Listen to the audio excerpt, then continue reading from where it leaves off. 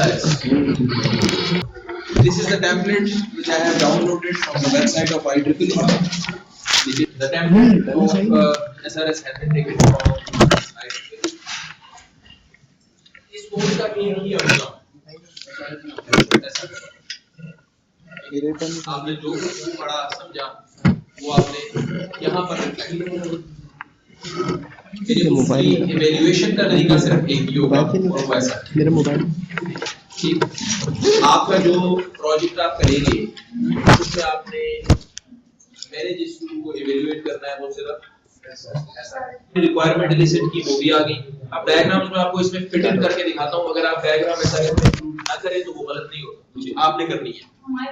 नहीं होनी चाहिए, नहीं ये आमतौर पे नहीं होती। ये है कि requirement is not a mature phase to draw diagram. जी अच्छा, एसआरएस में डायग्राम्स वैसे बाय डिफॉल्ट नहीं होती, ठीक है, but you may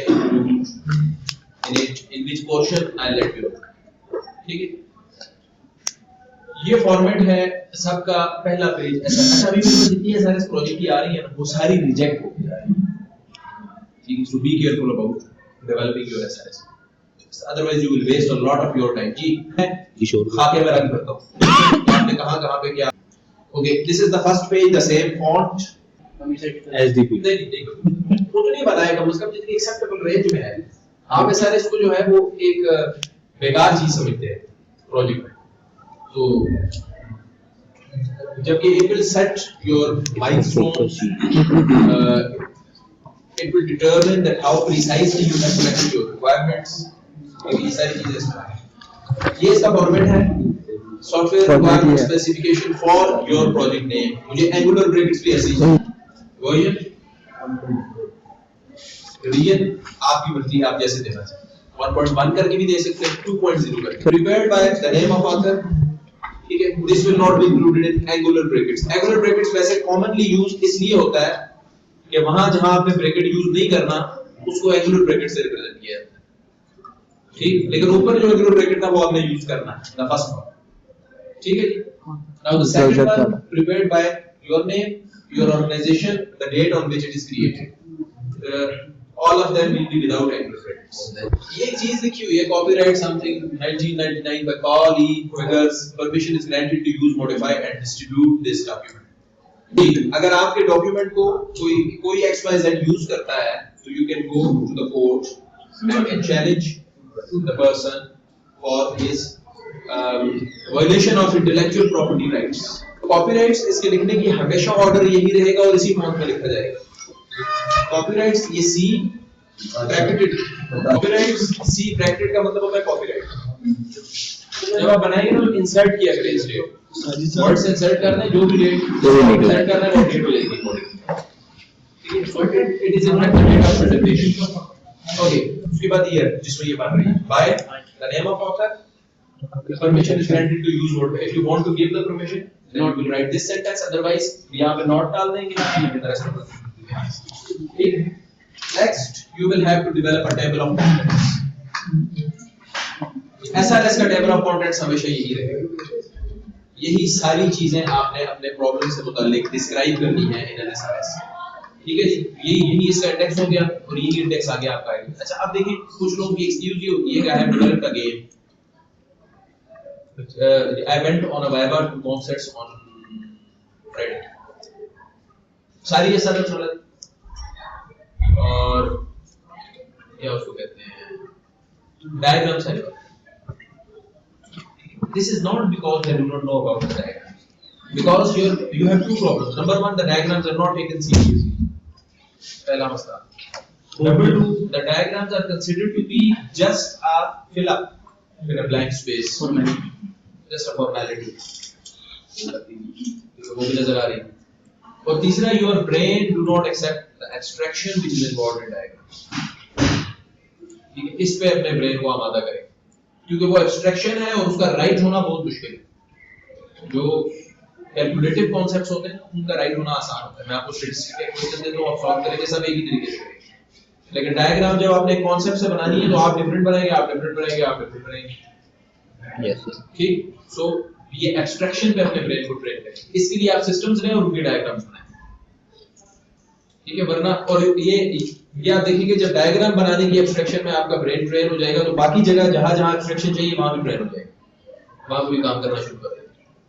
but we usually won't accept it.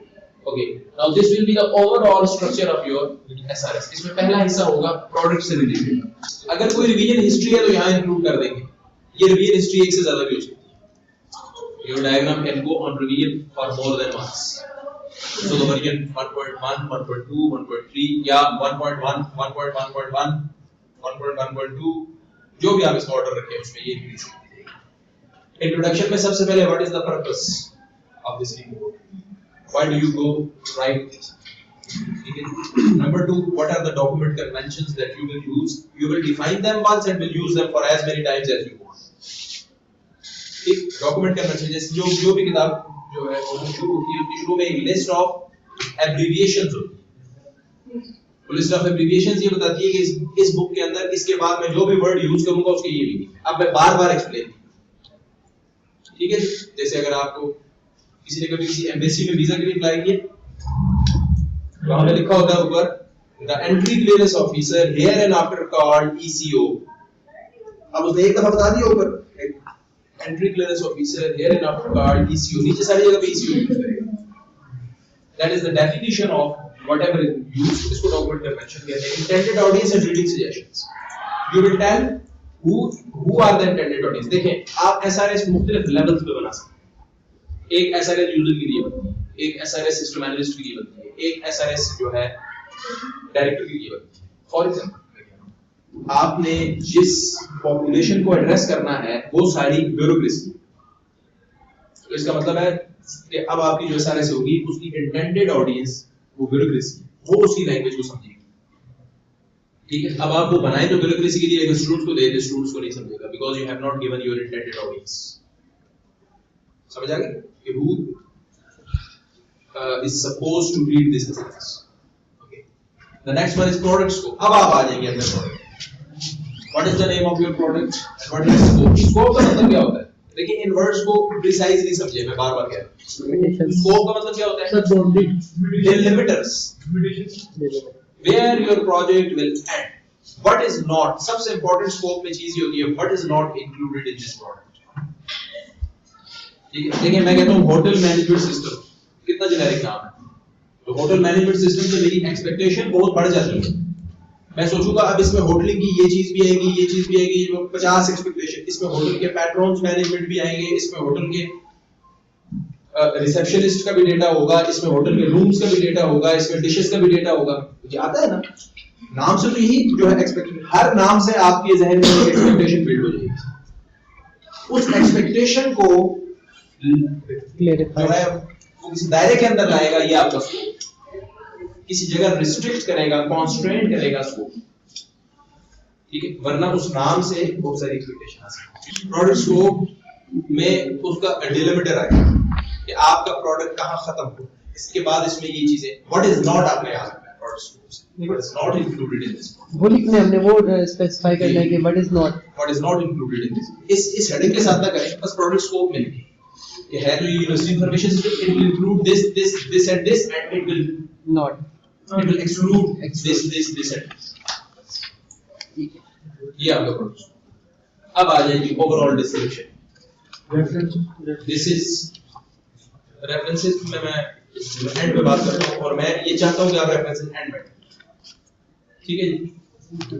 Overall description है, प्रोडक्ट पर्सपेक्टिव क्या है। अब देखिए, अब हम जरा नीचे जाके वो साथ-साथ वो लाइनों को पढ़ते भी जाएंगे। Purpose, identify the product whose software requirements are specified in this document। ये इसका पर्पस है। पहले तो उसका नाम आइडेंटिफाई करना है, what is the name of your product and what will it do. एक लाइन, वन लाइन। दरिया को जो है एक कूजे में बंद करना भी स्किल है। अब आपने पूरी बात को एक सेंटेंस में कवर करना है। Whatever, for example if I build an information system for this university, तो मैं लिखूंगा this document is related to UMS of Foundation University Islamabad, covering the modules student exam plan full, बस ये आपके product की full description. Okay, so including the revision or release number. Okay, you will also write in this that this is revision number 1 या 1.0. Then describe the scope of the product that is covered by this SRS. And then particularly this SRS describes only part of the system or a single subsystem. यहाँ पे आपने describe explain नहीं करना, सिर्फ ये बताना है describe the scope of the product. The product will cover, जैसे मैंने कहा exam ठीक है, और full stop. जो नहीं इंक्लूड कर रहा वो ना बताएं, वो नीचे बताएंगे स्कोप में जाके, ठीक है जी. And covered particularly this SRS describes only part of the system. Okay, this is a full-fledged system, mention करें this is a system. If this is a subsystem of a system, तो mention करें this is a subsystem. If this is a conversion of an old system to a new system, तो mention करें यहाँ पे. ठीक, ये तीन बातें mention करने के बाद आपका पहला हिस्सा complete होगा. Right? Document करना है. अब अगर आपने डॉक्यूमेंट में कोई एब्रिविएशन यूज किया तो उसको यहाँ खोल दें. फॉर एग्जांपल आपने यूज किया FUI, तो यहाँ बता दें कि FUI स्टैंड्स फॉर फाउंडेशन इस्लाम. ठीक, अच्छा. फिर अगर आपने कोई स्टैंडर्ड यूज किया, फॉर एग्जांपल नीचे जाकर आप कहीं पे कहते हैं foundation universities ISO OSI certified, तो यहाँ बताएंगे व्हाट इज ISO OSI. आपने नीचे यूज किया ERD covered, we have built an ERD of the system, तो बताएं ERD stand for entity relationship diagram. ठीक, तो ये आपने वो एब्रिविएशंस, एक्रोनिम्स, स्टैंडर्ड्स, उन सारी चीजों को इस सेक्शन में एक्सप्लेन करते हैं. वैसे भी डॉक्यूमेंट लिखने की कन्वेंशन यही होती है, शुरू में डॉक्यूमेंट की कन्वेंशन बता दी जाती है, that what will be covered, what are the meanings of different terminologies that have been used in this document. Intended audience and reading suggestions. Intended audience में you will write who will read this document. What do I expect that who will read this document? उसके अलावा कोई पढ़े तो वो मुझसे शिकायत ना करे. मतलब restricted नहीं है, पढ़े तो पढ़े. लेकिन अगर उसकी टेक्निकल अंडरस्टैंडिंग को ये डॉक्यूमेंट क्वालिफाई ना करता हुआ तो इसमें डॉक्यूमेंट के ऑथर का कोई कसूर नहीं. यहाँ पे कवर होती है डोमेन. आपकी इस रिपोर्ट को क्या सिर्फ सॉफ्टवेयर इंजीनियर पढ़े? आप देखिए ये डिपेंड करेगा, आपको पता है कि आप अपनी रिपोर्ट में वर्ड कैसे यूज कर रहे हैं. आप ERD यूज कर रहे हैं और ERD का सिर्फ एप्लीकेशन लिख रहे हैं, तो आप भी एक नॉन सॉफ्टवेयर इंजीनियर के लिए ये नाकाफी. वो ERD का एब्रिविएशन भी पढ़ लेगा, एंटिटी रिलेशनशिप डायग्राम, तो उसको कोई समझ नहीं आया. लेकिन अगर आप ERD लिख के उसको खोल के एंटिटी रिलेशनशिप डायग्राम लिख रहे हैं, तो आप एक सॉफ्टवेयर इंजीनियर एड्रेस हो गए. नाउ वी कैन, ठीक है. इस वजह से इट विल, ये सारा इस पे डिपेंड करेगा कि आपने अपनी रिपोर्ट का कंटेंट कैसा है, उसकी बेसिस पर आप डिसाइड करेंगे कि शुड इट बी.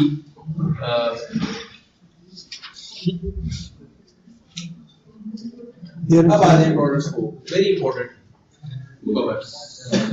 सर अगर डॉक्यूमेंट कन्वेंशन में अगर एब्रिविएशन हम यूज नहीं कर रहे थे तो खाली जो टर्मिनल अगर मीनिंग्स भी हम लिख सकते हैं खाली. सर वो ग्लॉसरी में नहीं होगा. डॉक्यूमेंट कन्वेंशन, इसकी ग्लॉसरी हम बिल्ड करेंगे कि नहीं ये डिपेंड करता है. अगर आपने ग्लॉसरी बिल्ड करनी है तो फिर ग्लॉसरी लिखेंगे. अगर कोई ग्लॉसरी नहीं है डॉक्यूमेंट में तो फिर यहाँ पे आप उसकी डेफिनेशन भी लिखेंगे. तो सर डेफिनेशन को भी इंडेक्स करेंगे 1.1.1.1. जी. और सर अगर हम ग्लॉसरी बनाते हैं तो फिर जो एक्सप्लेनेशन ऑफ डिफरेंट टर्म्स है वो भी उसमें जाएंगी. नहीं, फिर एब्रिविएशन इधर ही है. एब्रिविएशन ग्लॉसरी की बेस नहीं है, ठीक है. ग्लॉसरी के अंदर, ग्लॉसरी का मतलब ये होता है कि this is explained at the page number XYZ, ये बनाना. ठीक है, जैसे बुक की ग्लॉसरी देखो किसी बुक, उसमें क्या चीज है उससे डिफरेंट ना हो. This is in fact you are going through the process of writing a book. इसकी प्रैक्टिस करवाई जा रही है आपको, बुक कैसे लिखी जाए. आप देखिए हर बुक में प्रीफेस होता है, क्योंकि वो बुक के टेम्पलेट को फॉलो करते हैं. हर बुक में जो है ना, सिवाय उन बुक्स के जो है अपने कैजुअल स्टाइल में लिखना चाहे, फिर वो बुक स्टैंडर्ड्स को फॉलो नहीं करती. लेकिन स्टैंडर्ड 85% से ज्यादा बुक्स वो होंगी जिनमें आपको एक ही पैटर्न मिलेगा, प्रीफेस शुरू का और एंड का, दरमियान में कंटेंट आता है या उसके नाम से वो आप भी कर सकते हैं. Your report should precisely define whatever you have developed. लेकिन सर एसआरएस में तो एक लाइन से काम चल जाता है. हां, एसआरएस में क्या बनाना, क्योंकि एसआरएस में मैंने कहा आपका क्लाइंट जो टेक्निकल है, अगर नहीं है, अगर वो भी बिल्कुल नॉविस यूजर है, you will have to go in his language, उसकी ईडीएम में बात करनी पड़ेगी. समझ आ गई बात? आपके साथ तो सर चल जाएगा. नहीं, मैं तो जब उसको पढ़ूंगा तो फिर देखूंगा कि आपकी टारगेट ऑडियंस जो है वो कौन है, वो ये बात समझेगी, आप मुझे एक्सप्लेन कर दीजिएगा। हम आपको ही रखेंगे सर टारगेट ऑडियंस सब कुछ एचओडी ऑफ एफयूआर आप इस चीज के लिए हमें प्रोडक्ट स्कोप आपने डिफाइन करना है। डिलिमिटर्स मैंने आपको बताया। Provide a short description of the software being specified and it's purpose including relevant benefit objective and goals. Relate the software to corporate goals or business strategies. If a separate vision and scope document is available, refer to it. अच्छा, sometimes you need to write a vision document. आपको मैंने शायद कभी हमने एक दफा discuss किया था कि an IT engineer is equally a business administrator. क्या होगा ये? An IT engineer is equally a is a business analyst. ठीक है, vision document is the job, is the responsibility of business administrator. ठीक है, but you need to write it. आपके लिए मैंने एक स्लाइड भी तैयार की थी विजुअल डॉक्यूमेंट की, but that will not be explained now. उसको मैंने वैसे इंक्लूड कर दिया, आप उसको अपने शौक और शगफ से पढ़ना चाहें तो पढ़ सकते हैं। विजुअल डॉक्यूमेंट कैसे तैयार करते हैं? This is actually the responsibility of business association. हां, मैं कहता हूं बिजनेस एसोसिएशन की रिस्पांसिबिलिटी है, बट विजुअल डॉक्यूमेंट, विजुअल नहीं, विजन डॉक्यूमेंट। विजन आपने बनाया भी था एक डॉक्यूमेंट, अभी मैं आपकी असाइनमेंट कल परसों तक चेक करके उसके मार्क्स अपलोड कर दूंगा, उसमें आपने विजन डॉक्यूमेंट मुझे जमा करवाया। अच्छा, विजन आइडेंटिफाई करना। Once again, the precision in your thought is required once again. इसको देखें, पढ़ाने का तरीका नहीं है, मैं इसलिए बार-बार ये वर्ड कह रहा हूं। Precision in your thought में जो है किसी तरीके से पढ़ा नहीं सकता। This is by practice. ठीक है, आप प्रैक्टिस करके लर्न करेंगे कि विजन अलग चीज है, मिशन अलग चीज है। ये विजन मिशन जो है, हमें इसका नाम सुन के भी समझ आ रहा है कि ये हेल्थ ऑफ कंटेंट बता रही है कि this is related to the business, not to us, but we need to develop. यहाँ पे इसी प्रोडक्ट स्कोप में आपने अपने प्रोडक्ट का विजन भी डिटरमाइन करना है, what we want to do by this time. Vision से हमें ये है, विजन अच्छा होता क्या है? Precise words. In future where do I want to see my son. ये मेरा विजन है मेरे मुताबिक। In future where do I want to see my son. Where do you want to see yourself in future? At some high post. At some high post is his vision, and that's all. ये इतना precise होता है कि 3-4 words में define हो जाता है। Psychology में कहते हैं ना, आइडियलिस्ट होता है, एक रियलिस्ट होता है। आइडियलिस्ट वो है बहुत बड़ा ख्वाब देखता है और फिर अचीव भी कर लेता है, कभी नहीं भी करता। रियलिस्ट वो होता है जो वो बात सोचता है जो रियलिस्टिक हो, सिर्फ कोई उसके ब्रेन की लिमिट में आ सकती है, उससे ज्यादा नहीं आ सकती। उसका विजन रियलिस्टिक होगा। जो आइडियलिस्ट है उसका विजन जो है बहुत ब्रॉड, बहुत बड़ा विजन रखेगा। वो जो कहता है विजन से क्या होता है? इमरान खान की मैंने किसी स्पीच में सुना था, उसने कहा था आइडियलिस्ट बनो, रियलिस्ट ना बनो। Yes sir. मतलब जो है सोचो तो बड़ा, ख्वाब तो देखो, इससे देखो कौन से पैसे लगते क्या होते हैं, सिर्फ स्कोप का फर्क है, कोई फर्क नहीं। नोयत एक ही तरह की है सब चीजों की, स्कोप का फर्क है। देखिए, विजन वो होगा जो आपने लेट इन लाइफ अचीव करना है। You want to be once the richest person of the world, for once you want to be once the richest person of the world, ये विजन है। ठीक है जी, यू आर डूइंग या you are earning money by hooks and crooks, mission, you want to earn money. ठीक, अच्छा, objective, I will complete my project within 3 months। अब देखिए सिर्फ स्कोप बदला है, ये भी कोई आगे की मुस्तकबिल करीब की विजन है। ठीक, ये हो गया आपका objective. This can be very much number.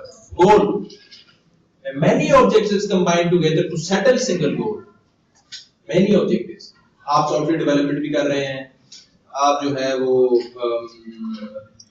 Leather jackets भी सेल कर रहे हैं, आप साथ ही ब्यूटी पार्लर सर, अब ये 2-3 काम जो आप कर रहे हैं, इनका अल्टीमेट एक ही गोल है, you wish to earn money। whereas the goal of क्या नाम है आपका, उमैर का गोल ये है कि I will also sell the leather jackets, I will also develop software and I will also sell something else। ठीक है, just because कि पाकिस्तान के अंदर जो मार्केट है वो बहुत लिमिटेड स्कोप रखती है। देखिए, इनका गोल बदल गया, काम ये भी कोई कर रहे हैं, गोल बदल गया।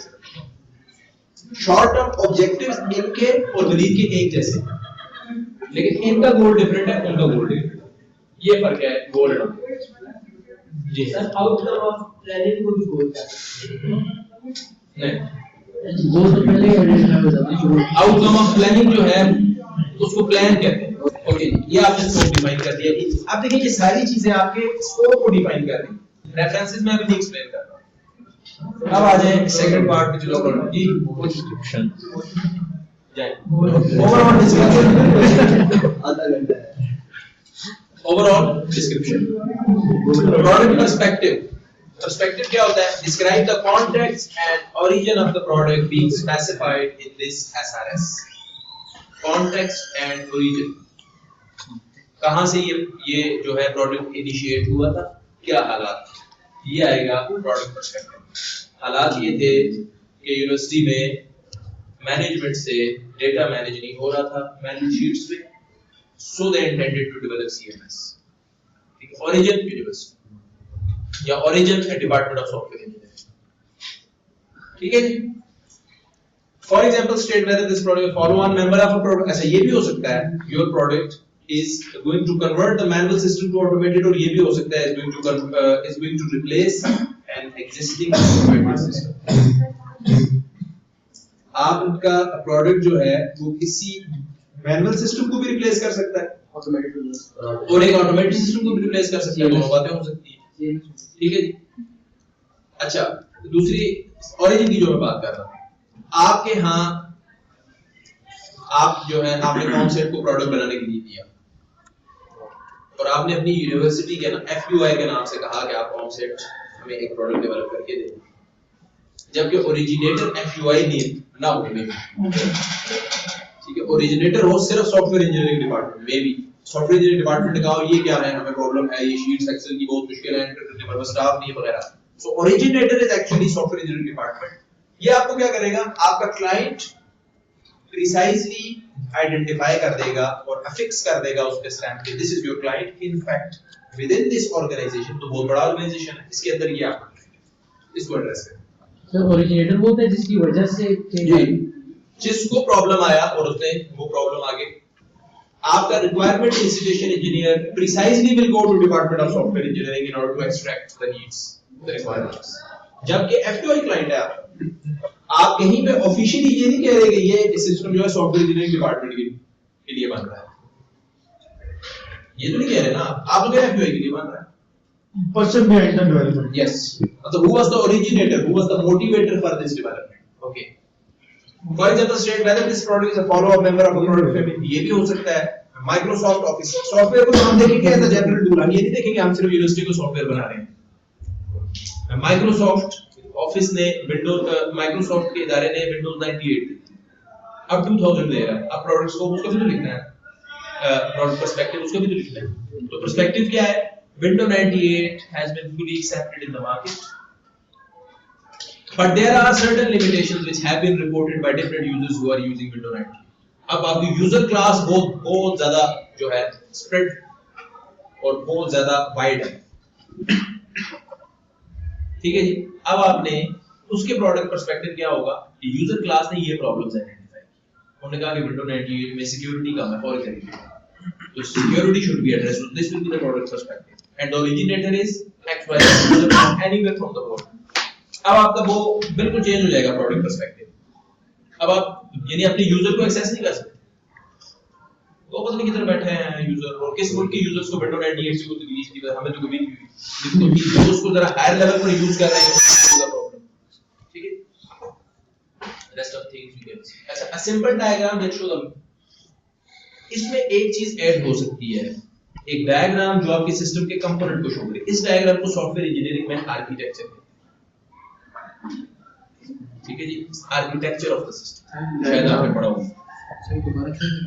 मैं कह रहा हूं एक डायग्राम इस फेज में ऐड हो सकती है और वो डायग्राम आपके सिस्टम के कंपोनेंट्स को और सब कंपोनेंट्स को आइडेंटिफाई करती है।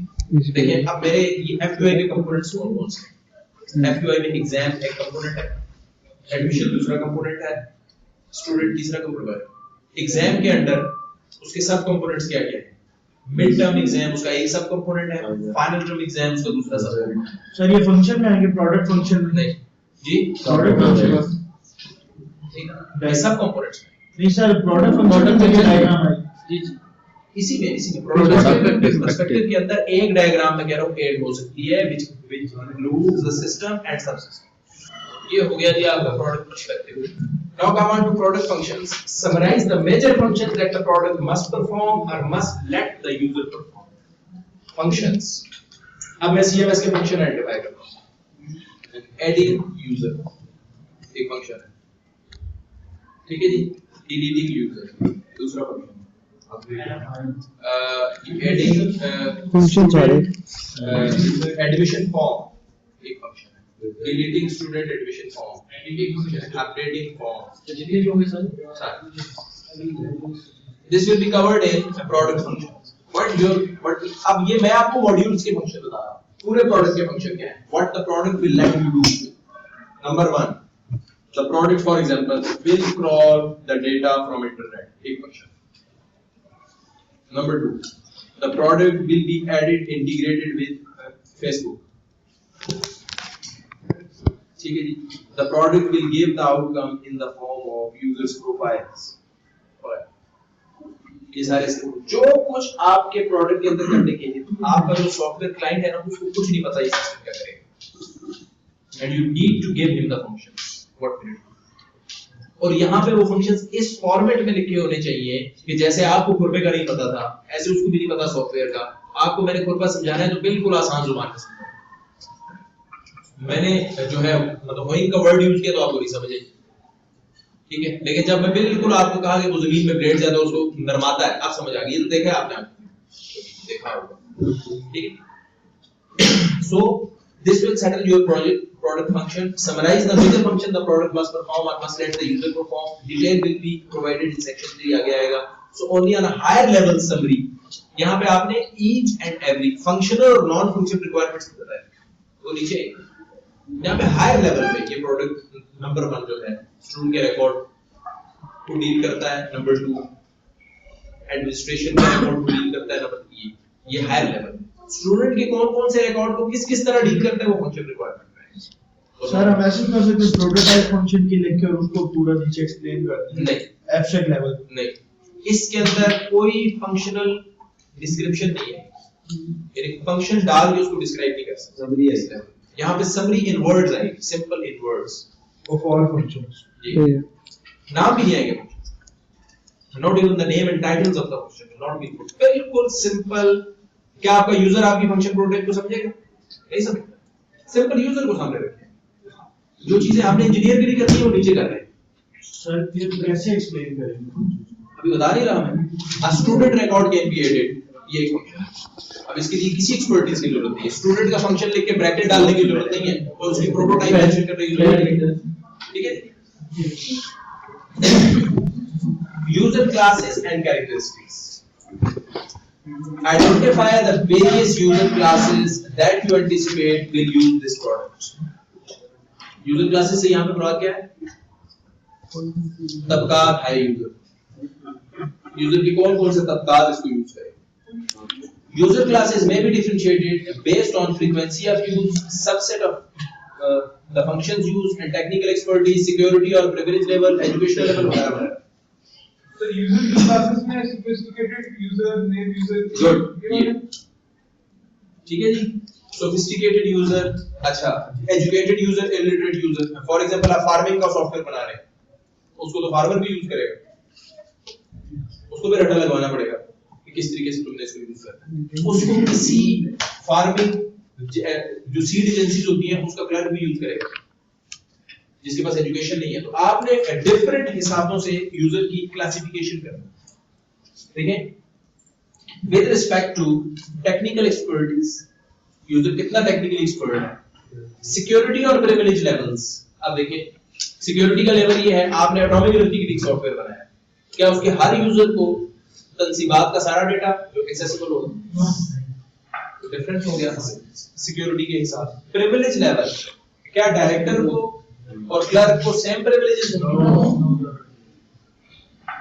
एजुकेशनल लेवल, आपका जो सीड का क्लर्क है वो और जो पाकिस्तान की एग्रीकल्चर की जो पॉलिसी को प्लान करता है वो बराबर होंगे। और एक्सपीरियंस डिस्क्राइब द, तो ये यूजर को आपने क्लासिफाई करना है, मल्टीपल ग्रुप्स में डिवाइड कर देना है और उस ग्रुप्स के हिसाब से उनको उसकी डिफाइन, आपके जितने भी यूजर हैं यहाँ आइडेंटिफाई हो जाने चाहिए आपका यूजर कौन कौन है। आप देखें इसको चेक करना बहुत, इसको बनाना मुश्किल है और इसको चेक करना बहुत आसान। आप जब मेरे पास एसआरएस लेके आए, मैं आपसे सिंपल क्वेश्चन पूछूंगा कि फलाना आपका यूजर नहीं हो सकता और वो नहीं है तो यू कमिटेड अ मिस्टेक। इसको चेक करना आसान है, इसका रिव्यू आसान है, इसको बनाना मुश्किल है। एट द फर्स्ट प्लेस अच्छा, operating environment doesn't need much explanation. Operating environment, the environment in which the system will operate. आपके पास वहां पे टेक्निकल फैसिलिटीज क्या है, आप विजुअल या सी हैश में आप डेवलप कर रहे हैं और पता चला वहां जो सिस्टम है वो 150 मेगाहर्ट्ज का प्रोसेसर लगा हुआ है और विजुअल स्टूडियो में इंस्टॉल ही नहीं होता।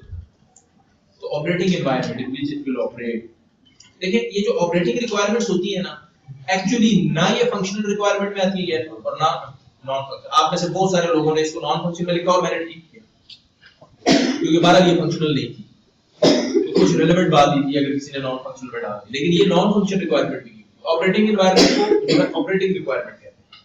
तो इन दोनों कैटेगरीज में फॉल नहीं करती। और operating environment for example your system will run on Windows 7 only या 64 बिट के ऑपरेटिंग सिस्टम पे चलेगा सर।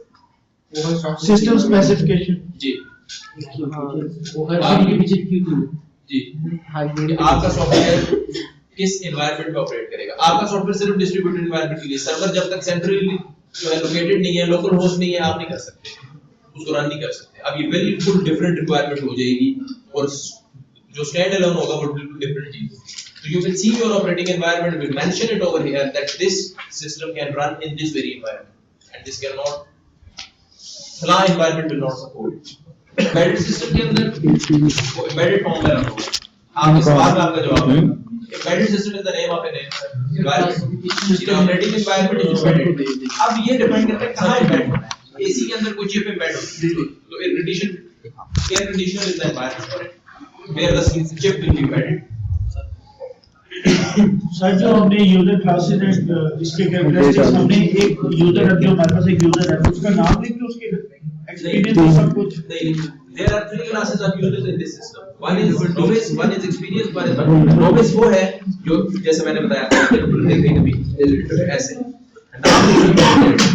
कोड में किसी जगह पे कोई जो है इंस्टेंस, यूजर एक इंस्टेंस वो आइडेंटिफाई नहीं हो, ये मेरा ये सिस्टम क्योंकि वो हाई कंप्यूटेशन करता है तो सिस्टम को गर्म कर देगा, ये कंडीशन तो सॉल्व करना। This is also operating environment और आपके पास ऑपरेटिंग सिस्टम 051 होना चाहिए। This is also operating environment. Design and implementation concept, the tool in which you will develop your software. For example your client give a specific request that the software I am asking for should be developed in Visual Studio. This is called design concept. ठीक है, आपकी design को उसने limit कर दिया। You do not have an independence to choose, pick and choose a tool of your choice. Implementation constraint हमने पहले भी डिस्कस किए थे। Implementation constraint में एक ये होता है, एक constraint हमने फेस भी किया implementation constraint, and that was that whatever you will develop at the end you will hand us over both the design and executable file. This is called implementation. अच्छा, दूसरी एक बात यहाँ पे ये भी देख लें, आपके यूज केस डायग्राम आपकी एक होगी सिस्टम, ठीक। अब उससे नीचे आते जाए, एक यूज केस बना दी, अब डिफरेंट सिनेरियोज हैं आपके सिस्टम के अंदर, उन सिनेरियो की अलग अलग डायग्राम भी बनेगी, लेकिन वो सारी डायग्राम्स आपकी यूएमएल में कवर्ड होंगी। जो नीचे बन रही है ना सर, जैसे एक सिस्टम की जब आप यूएमएल बना रहे हैं तो एक ही बनेगी, 20 बन सकती है, 25 बन सकती है, लेकिन उसकी एक सिस्टम की यूएमएल बनेगी, ठीक। और उसके बाद नीचे जितनी यूएमएल डायग्राम्स बनेगी वो उसी में वो उसके मॉड्यूल्स की होंगी, इस मानी में मल्टीपल हो सकती है, लेकिन बाकी आपके डायग्राम्स क्लास डायग्राम एक ईआरडी मॉड्यूल बन सकता है, क्योंकि ईआरडी एग्जाम की अलग है, ईआरडी रिलेशनशिप सब क्या है। अच्छा, इसमें भी एक बात याद रखिएगा, अगर आपके सिस्टम का एक डेटाबेस, एक ईआरडी, अगर आपके सिस्टम का एक डेटाबेस है और उसके कई सब डेटाबेसेस हैं तो फिर उतनी ERDs बनेगी जितने सब डेटाबेसेस और एक मेन डेटाबेस की ERD। Yes.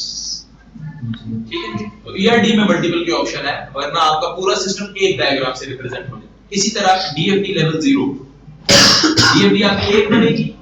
अब उसके बाद if you want to elaborate the functions at level 1 in a separate DFT you can, लेकिन वो असल में वो भी उसमें कवर हो रही होगी DFT level 0।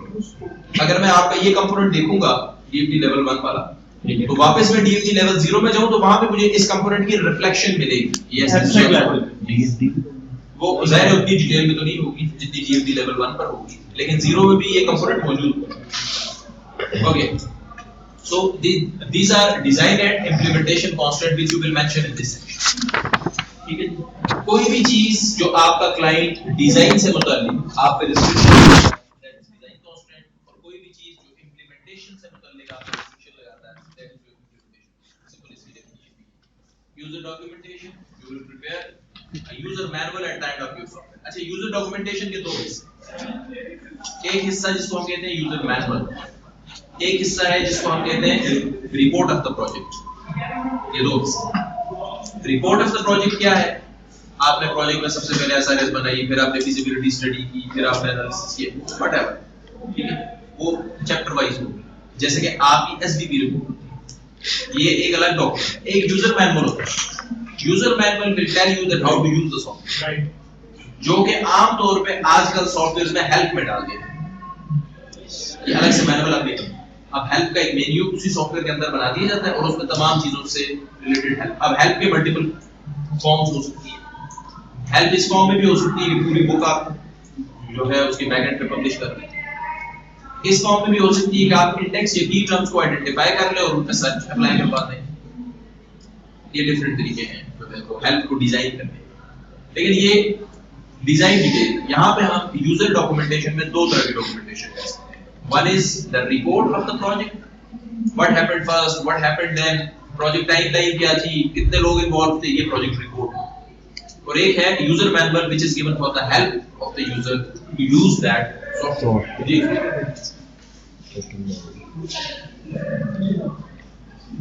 assumptions and dependencies। जी, कुछ सॉफ्टवेयर में कुछ चीजें at the very start assume कर ली जाती हैं। Assumption and dependencies list any assumed factor that could affect the requirement stated in the SRS.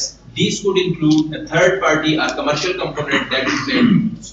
देखें, आपने एक SRS पढ़ा और आपने SRS में लिखा कि यूजर की रिक्वायरमेंट है कि वो अपना एक फाइनेंशियल कैलकुलेटर बनाएगा जिस पे वो अपना interest rate, salary increase rate, bonus rate, ये चीजें कंप्यूट करेगा। ठीक है, अब इसमें दो पॉसिबिलिटीज हो सकती है, या तो ये फाइनेंशियल कैलकुलेटर आप बना रहे हैं या आप ये बना हुआ इंपोर्ट कर रहे हैं, दो बात। ठीक, अगर आप फाइनेंशियल कैलकुलेटर बना रहे हैं तो फिर इसमें कोई असम्पशन नहीं है, ये आपके सिस्टम का हिस्सा है। अगर आप बना हुआ इंपोर्ट कर रहे हैं तो इस सेक्शन में मेंशन करेंगे ये, क्योंकि असम्पशन है कि you do have the financial calculator already present over there. You are not going to develop this. This is not the part of your system। और सॉफ्टवेयर में आम तौर पे एक दो कंपोनेंट्स ऐसे जरूर होते हैं जो आप कहीं और से इंपोर्ट करते हैं। ठीक है, ये assumption है। डिपेंडेंसीज को कहते हैं, आप कह रहे हैं मैं विजुअल टूल पे डेवलपमेंट करूं और ये नहीं बता रहे कि विजुअल स्टूडियो का होना जरूरी है, तो you will have to mention the dependencies of your software in this section। You need Oracle engine in order to run this database। Sir SRS बनाते हुए लाजमी तो नहीं है कि सारी हेडिंग्स इंक्लूड हो जाएं? आप समझे लाजमी है, वैसे है नहीं। अगर उसमें अगर कोई हेडिंग की चीज नहीं है, जैसे assumption and dependency नहीं आ रहा, नील करके इसके अंदर ईमेल लिख दो, नील उसके ऊपर भी डिजाइन है, लेकिन हेडिंग रखें। वैसे ये कोई जो है ना फर्जैन नहीं है हेडिंग को रखना, लेकिन मैं इसलिए रखवा रहा हूं कि अभी आपने टेम्पलेट फॉलो कर लिया, प्योर टेम्पलेट कॉपी रटा जो गए आप, लेकिन आपने फॉलो प्योर टेम्पलेट इसी स्टैंडर्डाइजिंग इसी template. Okay, external interface requirement के लिए एक पूरा सब्जेक्ट पढ़ाया जाता है, इसका नाम है HCI। आप शायद आगे जाके नहीं पढ़ेंगे, ह्यूमन कंप्यूटर इंटरेक्शन। ये सिर्फ इंटरफेस से मुताल्लिक चीजें आपको एक पूरा सब्जेक्ट बना किस बात पर कि इंटरफेस कैसा होना चाहिए। ठीक है जी, यूजर रिक्वायरमेंट देता है, कौन से इंटरफेस को यूजर ज्यादा लाइक करता है, किस इंटरफेस पे जल्दी ट्यून हो जाता है, कौन से इंटरफेसेस बुरे होते हैं वगैरह। देखें, जैसे अब आपकी जो है आपको मल्टी कलर इंटरफेसेस पसंद है, तो तो आप क्या करते हैं, एक बटन का कलर रख देते हैं येलो, एक का ग्रीन, एक का ब्लू, कैसा लगेगा? रेनबो। जबकि आपने कुछ गलत तो नहीं किया, टेक्निकली यू आर राइट, आप कर सकते हैं जो कलर आप उसका रखे रखें, या इतना डार्क कर दें उसमें टेक्स्ट ही नजर नहीं आ रहा, या येलो कलर के बटन अगर 4-5 लगा के देखें तो वो आंखों में लगते हैं, आप स्क्रीन को नहीं देख सकते। These are certain things which you will study in HCI. In HCI जो है ना वो एक तरह का वो आपके aesthetic sense को चैलेंज करेगा, ठीक है।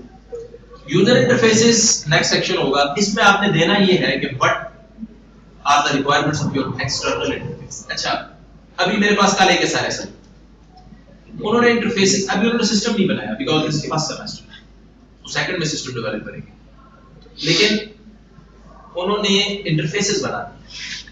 This is the best way to describe this section.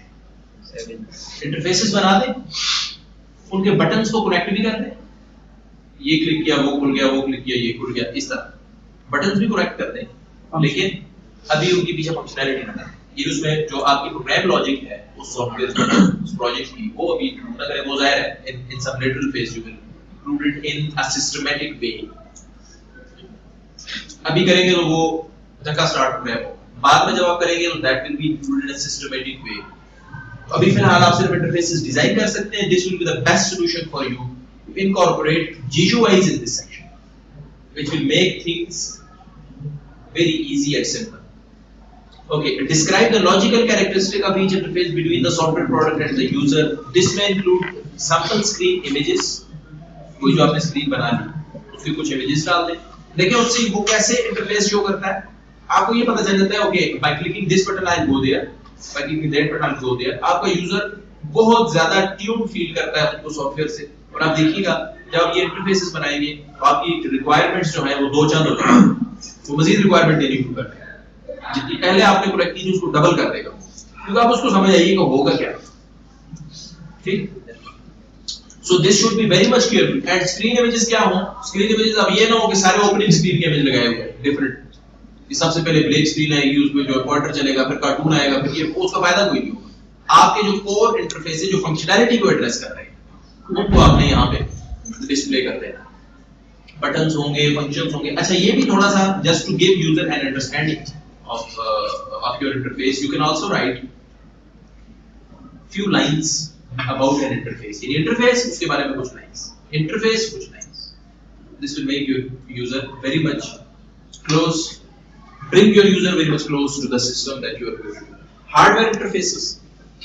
Describe the logical and physical characteristic of each interface between the software product and the hardware component of the system. अब ये आपके system के अंदर अगर तो सिस्टम ऐसा है जो आपके हार्डवेयर कंपोनेंट्स को भी एड्रेस कर रहा है, तो फिर तो ये आएगा हार्डवेयर इंटरफेस, अदरवाइज ये नहीं आएगा। जी लाजमी नहीं है। जी ये लाजमी।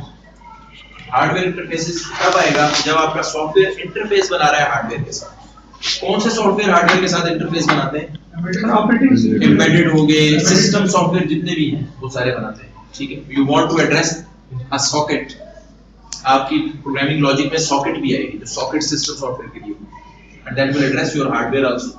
एक आप किसी पोर्ट पे कोई मैसेज भेज रहे हैं, अपने सिस्टम की प्रिंटर पोर्ट पे कोई मैसेज भेज रहे हैं, so that is sort of interaction between them. आपके सॉफ्टवेयर में अगर प्रिंट की ऑप्शन है तो हार्डवेयर से इंटरफेस बन गया। प्रिंट क्योंकि LPT1 पे जाता है, ठीक है, LPT1 is a port, so you are going to have an interface with your hardware.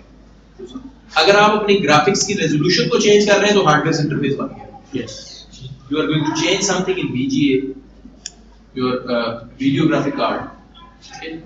अगर आप साउंड पे कुछ मैनिपुलेट कर रहे हैं तो हार्डवेयर से इंटरफेस बन गया। अगर आप रजिस्टर्स में डेटा डाल रहे हैं कहीं पे तो बन गया। ये मैं इसलिए बता रहा हूँ कि हार्डवेयर इंटरफेस को बहुत स्पेशल चीज का नाम नहीं, ये तकरीबन हर सॉफ्टवेयर में बन जाता है कुछ ना कुछ, ठीक है। सर रजिस्टर्स में तो नहीं होगा, वो तो मेमोरी को यूज कर रहे हैं। तो मेमोरी क्या है? हार्डवेयर नहीं है। रजिस्टर फिजिकल चीज का नाम है कि लॉजिकल? फिजिकली प्लेस हुए होते हैं आपके सीपीयू के अंदर। सीपीयू में आपके तो सर ऐसे कोई भी मैंने प्रोग्राम बनाया कि 2 नंबर स्टोर करे, वो भी उसने हार्ड डिस्क में स्टोर कर लिया, ये भी बन गया? नहीं, ये नहीं बना। मतलब हार्ड डिस्क को इंटरफेस नहीं मानेंगे। रजिस्टर एड्रेस करने का मतलब क्या है? आपने स्टोरेज का मैकेनिज्म आप कंट्रोल कर रहे हैं।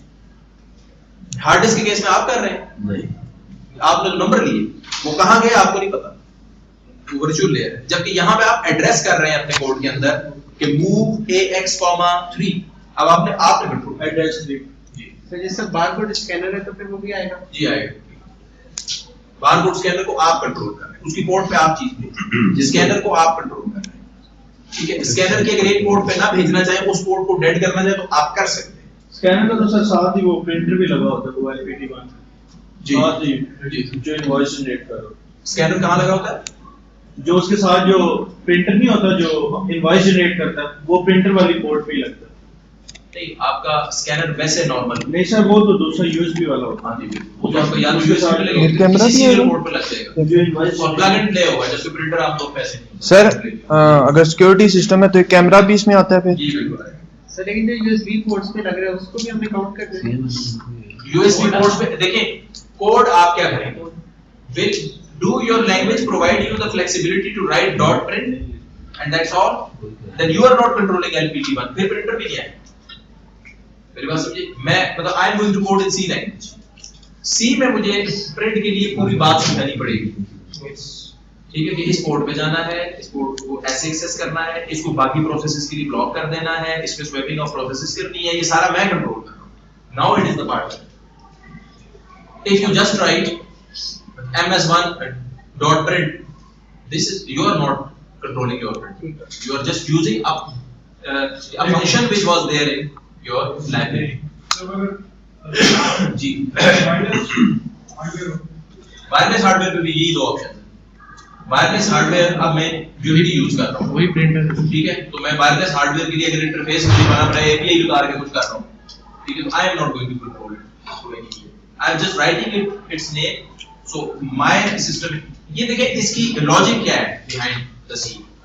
इसकी लॉजिक ये है कि अगर हार्डवेयर को आप कंट्रोल कर रहे हैं तो मेरा हार्डवेयर बाकी सिस्टम्स के लिए मैनिपुलेटिव तो नहीं हो जाएगा, इसलिए ये मेंशन करना यहाँ पर जरूरी है, क्योंकि मुझे अपना डिसीजन लेते वक्त मैं आपकी SRS की बेस पर डिसीजन लूंगा, मुझे अपना डिसीजन लेते वक्त ये भी सोचना है क्या मैं ये अफोर्ड कर सकता हूँ कि मैं अपने हार्डवेयर की जो है पोर्ट्स पर आपको एक्सेस दूं या आपको इतना डीप डाउन सिस्टम में जाने दूं, ये सिर्फ इसके लिए होता है, ये इसलिए दी जाती है हार्डवेयर।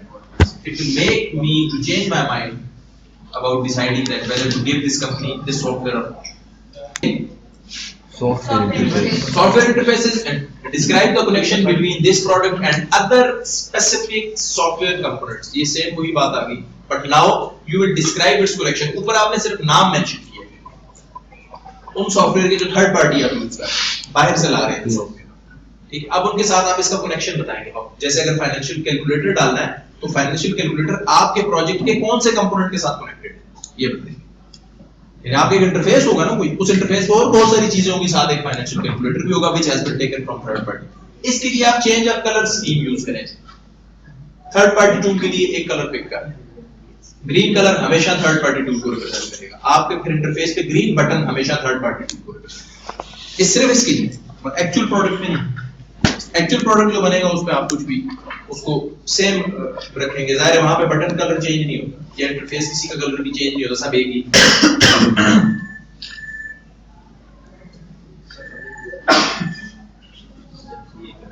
इसमें डेटाबेसेस भी आ सकते हैं, ऑपरेटिंग सिस्टम भी आ सकते हैं, टूल्स भी आ सकते हैं, लाइब्रेरीज भी आ सकती हैं, इंटीग्रेटेड कमर्शियल कंपोनेंट्स भी आ सकते हैं। कम्युनिकेशन इंटरफेसेस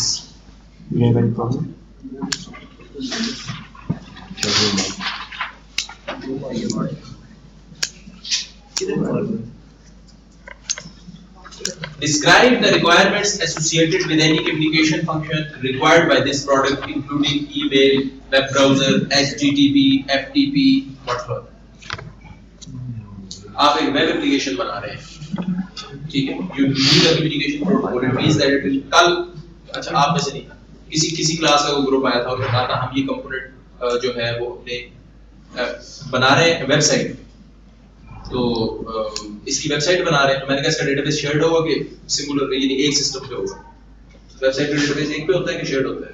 शेयर्ड होगा। तो मैंने उनका ये इंटरफेस नहीं किया, I asked them why where is your communication interface, because whenever you are going to develop a software which will work or which will operate on some HTTP or which need FTP to transfer some file, so we will have to mention clearly in this communication interface that these communication interfaces are very much needed. देखें shared system और standalone system इनके लिए आपका client दो बिल्कुल different environments provide करेगा, सही क्या गलत? इसका मतलब है this is a major parameter in your DCA, ठीक है? वो बिल्कुल दो अलग एनवायरनमेंट्स, वो चाह रहा है कि मेरे पास एक सिस्टम है और उस सिस्टम के ऊपर एक एप्लीकेशन आप डाल दो वो यूज करेगा, और आप बना रहे वेब। अच्छा एक बात, दूसरी बात, वेब में हर एप्लीकेशन के पीछे जो डेटाबेस है वो एक ही कॉमन जगह पे पड़ा, जबकि अगर आपने 8 स्टैंड अलोन कॉपीज बनानी है डेटाबेस की तो वो 8 जो है रेप्लिका जनरेट हो रहे हैं डेटा।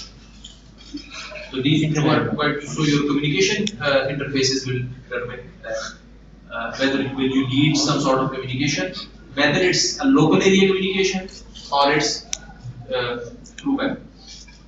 ये भी आप determine करेंगे at this stage. अब आ गई आपकी functional और non-functional requirements. ठीक है जी, सिस्टम फीचर्स के अंदर आपके दो बड़े कंपोनेंट्स हैं। System feature 1 say your functional requirement and system feature 2 is your non-functional. आपके डायग्राम्स भी यही इंक्लूड हो, ठीक है जी। सिस्टम फीचर को एक्सप्लेन करते हुए एक डायग्राम होती है, उसको कहा जाता है architecture of the system, zero level architecture भी कहा जाता है, आर्किटेक्चर ऑफ द सिस्टम। वो आप इस सेक्शन के साथ देख सकते हैं, और बाकी यहाँ नीचे स्पेसिफिक डायग्राम्स होंगी इंक्लूडिंग UML।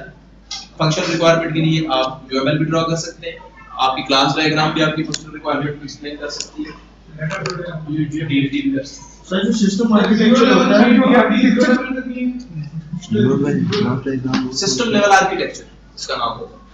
यहाँ पे जो बनाया है जीरो लेवल आर्किटेक्चर, इस यहाँ पर कोई खास नाम वाली डायग्राम नहीं है। खास नाम से मेरी मुराद है DFT, ERD, UML, हाँ जी, system architecture zero level diagram, यही नाम है उसका जो मैं ले रहा हूँ, ठीक है? वो यहाँ पर आ गया। सर ये जो system architecture zero level diagram है, इसके अंदर सिर्फ हम ये बताते हैं कि कौन-कौन से हार्डवेयर और किस तरह मेमोरी यूटिलाइज सिस्टम आपका पूरा कैसे चलेगा, यानी मतलब ये है फ्लो ऑफ इंफॉर्मेशन। हाँ जी, ये आपका ये कंपोनेंट होगा, ये कंपोनेंट होगा, ये तीन कंपोनेंट के आपस में ये interaction, broader perspective of your system. अब नीचे सिस्टम फीचर में कोई रिकमेंडेशन नहीं है, जो डायग्राम आपको सूटेबल है। UML भी हो सकती है, वो मेरे केस में मुझे जो प्रोजेक्ट आप देंगे उसमें तो आप सारी बनाएंगे, ठीक है? लेकिन वैसे इन जनरल जो आपके सिस्टम को ज्यादा बेहतर तरीके से एक्सप्लेन कर रही है, UML कर रही है तो UML से करें, अगर आपकी DFT कर रही है तो उनसे करें। ज्यादातर वैसे फर्स्ट लेवल पर जो डायग्राम आती है या UML आती है या DFT आती है, फर्स्ट लेवल की डायग्राम, क्योंकि ERD भी बहरहाल सेकंड लेवल की है, वो तो जब डेटाबेस बन जाएगा तो होगी सेकंड लेवल। तो फर्स्ट लेवल पे ये दो डायग्राम्स ज्यादा फेवरेट है, लेकिन रिस्ट्रिक्शन नहीं है, whatever you wish to show system over here. आप कितने मैच्योर हो गए इस फेज तक, ये इस पे डिपेंड करेगा। अभी आपने सिस्टम को हाथ में नहीं लगाया, आप सिर्फ उसके लॉजिकल डिजाइन में काम कर रहे हैं, तो you will not be able to develop class diagram और एनी अदर डायग्राम। वो तो ऑब्जेक्ट्स मांगेगी, क्लास डायग्राम क्लासेस मांगेगी। और सेकंड लेवल पे आपकी नॉन फंक्शनल रिक्वायरमेंट्स आ जाएंगी। अब ये आपको पढ़ाना सूरज को जरा दिखाने के बता देते हैं कि नॉन फंक्शनल क्या होता है। ये बता रही है आपका सिस्टम कितना रिलायबल है, उसकी परफॉर्मेंस कैसी है। असल काम है SRS बनाना, रिक्वायरमेंट इंजीनियरिंग का आउटपुट SRS, वो हमने बनाया।